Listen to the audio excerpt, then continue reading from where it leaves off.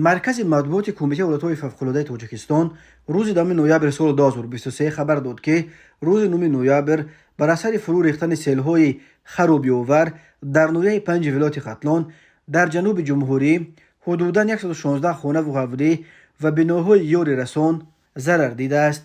بنا به این منبع بارشات شدید باعث آمدن سیل در حدود دهه 10 سالگی استقلال جماعت نمونه نوحه 5 شد. بر اثر پر شدن جوی سیل پرتوی اووزیکند 2 سیل به 6 خانه و 74 حوله ساکنان این دهه ضرر رسانیده است. روز 9 نوامبر بر اثر سیل در دهه پختکار جماعت به نام کبود سیف‌الدینوف نوحه 5 21 حوله و 3 امارات یاری رسان آسیب دیدند. همچنین بر اثر بالا رفتن سطح آب در کانال دهه آتشپر جماعت آزادگان نوحه 5 موج آب از مجروحش بیرون شده 12 خانه را زیر آب کرده است. بنا به پیشبینی هواشناسان روز 10 نوامبر سال 2023 نیز در تاجیکستان خطر بالا رفتن سطح آب و جوی و کانال و دریاها و فرو ریختن سیل و سنگریز باقی میماند. هوا در تاجیکستان از 8 نوامبر به این طرف بد شده است. کمیته ولایت‌های فوق‌العاده بار دیگر از ساکنان و مهمانان خواسته است که در این روزها از رفتن به ساحل کول و دریا و کانال‌ها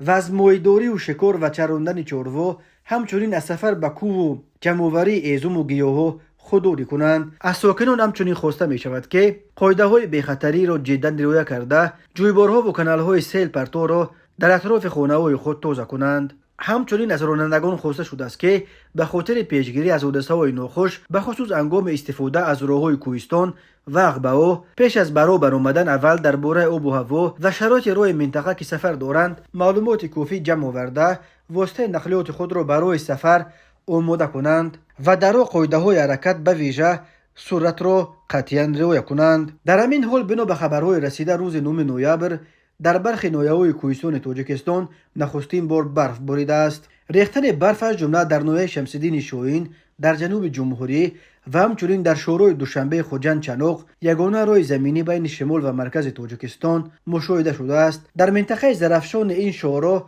شام 9 نوامبر سنگریزی نیز به عمل آمده است. شرکت ایرس خبر داد که عاقبت‌های سنگریز به صورت فوری برطرف کرده شدند و طور از اطلاعیه آخرین این شرکت نیوگابین راه دوشنبه خوجند برمی آید برف و سنگریز بر هوای نقلیات ضرر جدی ایجاد نکرده است و صبح 10 نوامبر این شورا برای حرکت تمام نمود نقلیات باز بود.